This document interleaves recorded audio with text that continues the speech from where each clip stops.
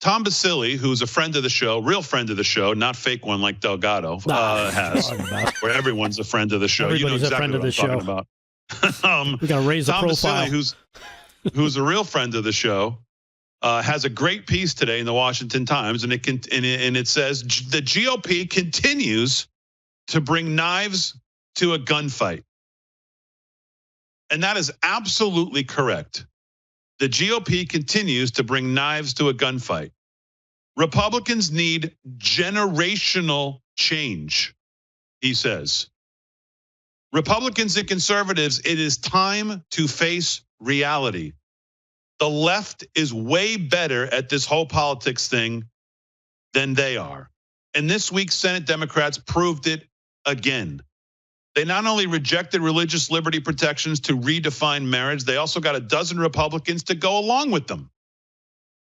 A leftist activist group has also announced a robust opposition research program against the Republican House members who have indicated that they will investigate the Biden administration come January. Two excellent points right off the bat. And you think about the fact of all the investigations that have been going on. Trump constantly under assault, under investigation, all the investigations of all these things. Here's the Republicans. We win the House in the midterms. They talk about Hunter Biden, and already everybody's up in arms. Oh my God, an investigation. January 6th, no problem. Raid Mar-a-Lago, no problem. Get his tax returns, no problem. Investigate his family, no problem. Hey, we won the House. We're going to investigate Hunter Biden in a laptop that everyone knows real and real crimes on there, probably enough to put him in jail for the rest of his life. Well, wait a minute here. What do these Republicans think they're doing here with all of these investigations they're talking about now? So this is where the Democrats go on offense. They go on offense right away. They don't wait. They don't care. They don't wait for anybody to set the tone. They don't wait for their version of Mitch McConnell to come out and, well, now we're going to have to come across the aisle, and we're going to get along with everybody. No, they don't have any of that. They go right on the attack. Right on the attack. What cut, G? 12? I don't even see it cut 12, but if you have it, roll it.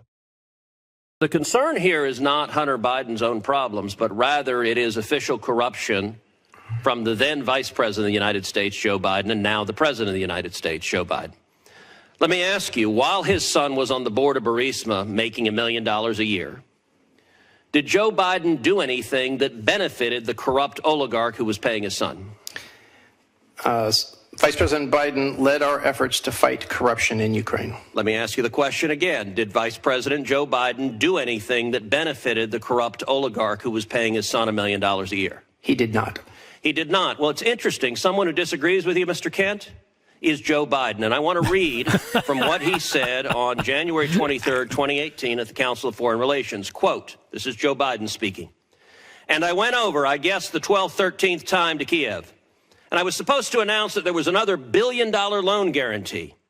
And I'd gotten a commitment from Poroshenko and Yatsenyuk that they would take action against the state prosecutor, the prosecutor that was investigating Burisma. And they didn't. So Biden continues. I said, no, we're not going to give you the $1 billion. They said, you have no authority. You're not the president. The president said, I said, call him. I said, I'm telling you, you're not getting the $1 billion. I said, you're not getting the $1 billion. I'm going to be leaving here. And I think it was about 6 hours. I looked at them and said, I'm leaving here in 6 hours. If the prosecutor is not fired, you're not getting the money. Well, son of a bitch, he got fired. Let me ask you something. Do you think Joe Biden holding $1 billion hostage to force the Ukrainian government to fire the prosecutor that is investigating the corrupt oligarch who's paying his son $1 million a year, did getting that prosecutor fired benefit that oligarch? Thank you, Senator Cruz. Senator Van Hollen. Are you going to allow him to answer the question, Madam Chairman? I am not going to allow him to answer the question. Why are you covering for the Vice President? Do you not want him to answer that question? He said that the Vice President has nothing to benefit the oligarch. I think it's unfortunate for you, Senator Cruz, to put in position that are uncomfortable the nominees to be our ambassadors. Okay, this is his sworn testimony. This is his sworn testimony. I understand that you want to cover for the Vice President. That he is going to raise those concerns anytime. Was his testimony true or false that Biden did nothing to benefit the oligarch? I don't Let know him what his answer the testimony question. was. Why are you afraid of him answering the question? I'm not. I just want to move on. But you won't let him answer. I asked a yes/no question. Will you allow him to answer the yes/no question? Yes, you can answer yes or no. Thank you.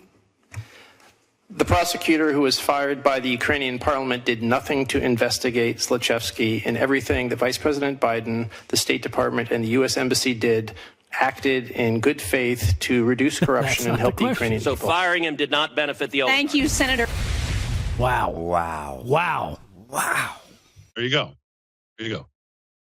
See how they chair the committees. Exactly how they play ball. I'm surprised she even let him try to go for yes or no, which he obviously didn't, but still, that's how they play ball. That's exactly how they play ball. The chairs will, and now the Republicans will take over some of these committees, at least in the House, not in the Senate, like still there, but, and they're screaming already. And back to Tom Basile, he says, imagine if Republicans had the clarity of mind and purpose to think of doing that before the Trump-Russia investigations or the impeachments. Now, why would they bother to do that? See, Democrats know it's hard to separate the message from the messenger. Damage or destroy the credibility of the messenger, and the message falls apart. In addition, organizations on the left are already working together to spend millions to prop up President Biden's wounded and adrift administration in advance of 2024. They're pivoting to drive their agenda in state capitals as well. And the Republicans, you ask? Well, they're talking about hearings Americans don't believe will go anywhere, the pointless impeachment of a cabinet secretary, and fighting over the speakership, even though no viable alternative candidate has presented themselves. If you needed to be in a political foxhole with any group of people, would you choose the guys knifing each other or the ones with the latest laser-guided missiles trained on their enemy? It's no wonder the GOP has lost every major policy battle of the last 2 decades. Without transformational shifts in leadership and strategy, that doesn't appear to be changing anytime soon.